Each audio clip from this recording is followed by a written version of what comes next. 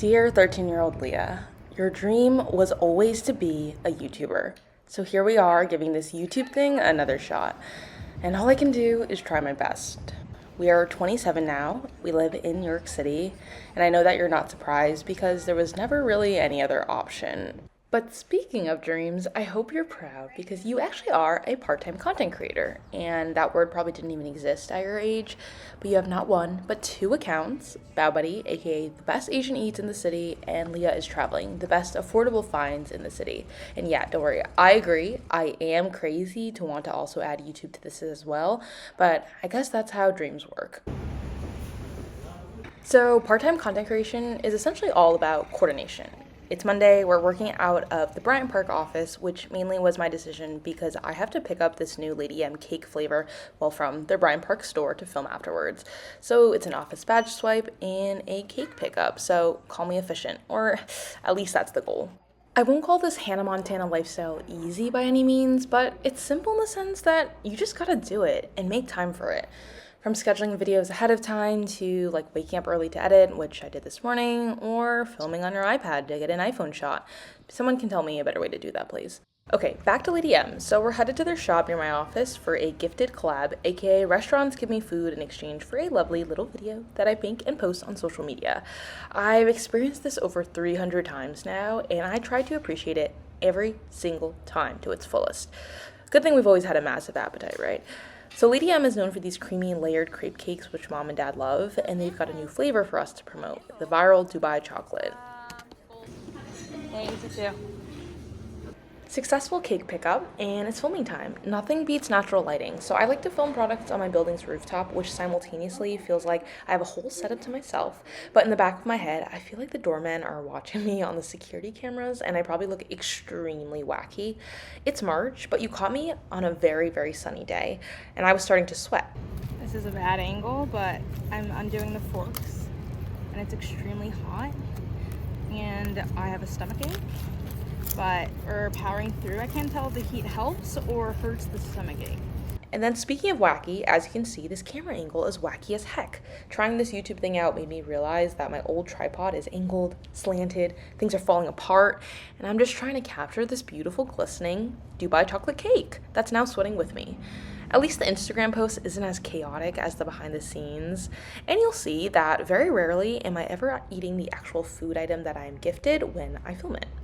We did it. Successfully cut the cake. It's Wednesday. We wrapped up working from home, and I'd say a majority of my content creating duties for Bao Buddy mean on-location filming sessions at restaurants, which is a fancy way to say that I get to eat lunch or dinner with my phone for filming, and then my boyfriend is plus one. We're at Gulp in Long Island City for Taiwanese Eats, and it's been on my list for some time. And if I had to describe Taiwanese food in one word, it would be comforting. From savory, warm braised pork belly noodles to crispy popcorn chicken. And of course, the first time that I want to film a real YouTube restaurant vlog, I happened to do it at a small, intimate restaurant with 5 counter seats. I always say I'm a professional eater, not a cook, and I'm very mesmerized, though, by people cooking, which is why I religiously watch cooking shows like Top Chef, Master Chef, etc. So sitting counterside, while perhaps a bit awkward for my filming, is my favorite spot in a restaurant.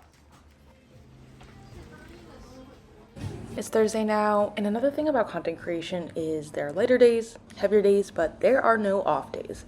But luckily for me, I love grocery stores, and the idea of finding some random new product just gives me hope.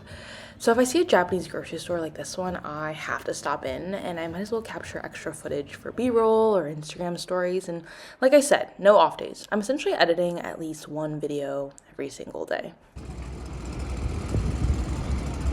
We did it! We made it to Friday. We are in Herald Square, which I typically try to avoid because it's instant overload of humans, smells, tourists. But the plus side of Herald Square is being near Koreatown, and I'm extra excited about today's restaurant filming because I invited my younger sister who goes to college in the city. One of my favorite parts about being Bao Buddy is when I get to invite other people I love to experience it with me. Because food is my love language. I know, very Asian of me. So we are at Hanamizuki Cafe for Japanese onigiri, aka rice balls with different fillings inside, which have got to be an S tier snack. And this was a challenge because your girl has choice paralysis, and all these fillings sounded so good, but they also looked so yummy. I am a sucker for an aesthetic display. I decided to go eel and beef sukiyaki, and boy, were these flavorful. So, I spent an extensive amount of time researching Asian restaurants in New York City to partner with, and it's important to me to showcase spots that are getting less love on social media, but are equally as deserving of it. If my channel is dedicated to finding the best Asian eats in the city, it'll be more than just the same viral spots that other creators are posting about. And this Friday is continuing to deliver because I had a PR package waiting for me when I got home. I am a major Diet Coke girl, specifically Diet Coke, big glass of ice, and lemon, so I was very excited to see their new orange cream flavor at my doorstep. Okay, I avoid using the word influencer for myself because it gives pretentious energy. I feel like when you think influencers, PR packages automatically come to mind. You know them, and you've seen them all over your TikTok feeds. I don't get them often, but when I do like this, it is a very big pinch me moment because content creators' lives are crazy. I literally post videos on my phone, and then this happens. I will say, a number of people have told me that they want to become influencers simply for the free stuff, and of course it's nice. Hello, it's free. Obviously we dig it. But if that's the reason that you want to become one, then maybe it's not meant for you. Well, clearly Arlo, though, my sweet curious pup, was not in agreement with me. She's just here for the goodies. Okay, remember how earlier in the video I said I am crazy? Yeah, so I run a second channel called Leah's Traveling dedicated to affordable finds and hidden gems in New York City. And everything you've seen in this video so far has been focused on my first channel, Bao Buddy, hence all the Asian food. So come the weekend, I've got beautiful weather and an afternoon to go filming after meeting up with a friend in Williamsburg. I'm already in Brooklyn, and Norman Avenue in Greenpoint is a dream street for me. In one street, I hit multiple shops and eats, so my camera was working overtime. The first stop was some Scandinavian home decor, which, okay, felt like I was looking at Pinterest in real life, but the price tags, they'll get you crying. And then it wouldn't be Brooklyn shopping without some vintage clothing. I felt very seen by this pin. And then we got some heavy hitters with vintage home decor of all vibes. Window shopping at furniture thrift stores is one of my favorite activities to do in the city. Will I buy something? Probably not. Will I find something that I never could fathom existed? Oh, 100%. The street is what you'd imagine when you think of supreme Brooklyn shopping. Kill two birds with one stone is literally me on the weekends. Rarely am I ever doing something that I can also turn into a video, whether it be for my first channel, second channel, or maybe both channels. And there are definitely times that I do feel a bit bad. Like, why can't I just enjoy an experience without the instant desire to capture it and package it for a story to tell on my channel? But when I don't film, I find that I regret it, and the feeling of me taking advantage of the opportunity kind of makes me enjoy the experience even more, to make sure I'm capturing the coolest aspects of what's around me. And like I said, I'm killing two birds with one stone. And really, if I can kill a third bird, then I'm golden, and my channel is very happy with me. Oh god, that sounds morbid. Sorry, birds. So from now on, my week of content creation will look a little bit different and a whole lot busier.